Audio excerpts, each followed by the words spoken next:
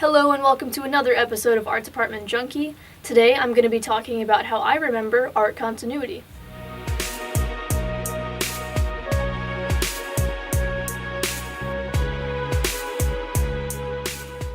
But before we get into things, I need to talk a little bit about how most filmmakers get coverage of a scene.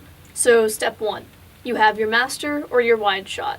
Step 2, you have your mediums, your 2 shots, 3 shots, group shots, etc. Step 3, you have your close-ups, and step 4, you do your inserts. In your master or wide shot, you're just establishing the scene. So where the props are is super important, but the specific details don't really matter. So for example, you're not going to be able to read the label on a can, but you are going to notice if it's on the left side of the frame or the right side of the frame, and if it flip-flops back and forth.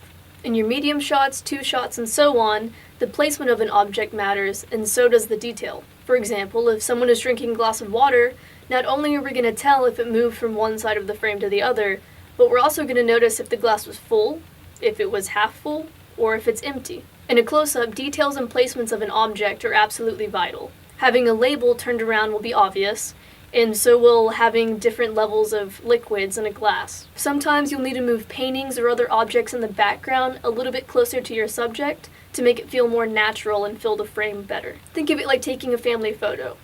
Naturally, everyone is standing a comfortable distance away from each other, but when you look inside of your camera, it'll look like everyone is spaced out really far. This is why it's also super important to establish the placement of things in a wide, and then bring things closer in once lenses start getting closer. So a good rule of thumb is when lenses start getting longer, that's a good time to start pushing things in.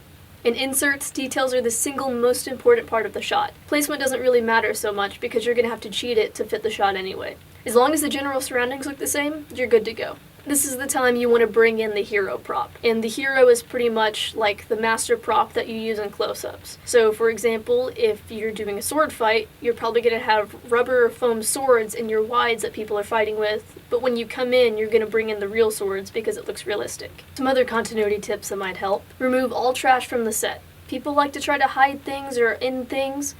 Don't let them do that. No one wants another Downton Abbey Bottlegate. Utilize last looks. While it's normally for the hair and makeup department, it's also a good time to go and look at the frame and make sure everything is to your liking. If you can, watch the camera rehearsals and the blocking. This way you know where the actors are going to be, what they're going to be picking up, and what the camera is going to see. If you can, watch the monitor during takes. This way you know exactly where things go inside of the frame. Remember the family photo thing. If you're unsure about something, ask the script supervisor. They're there to help you. And if they're unsure about something, they're going to ask you. So make sure you're also watching continuity. Just think of it as like a double check system. Thanks for watching. As always, you can head to my channel and click on the Art Department Junkie playlist. And while you're at it, go ahead and hit subscribe so you'll be notified every time I upload a new video. Thanks for watching.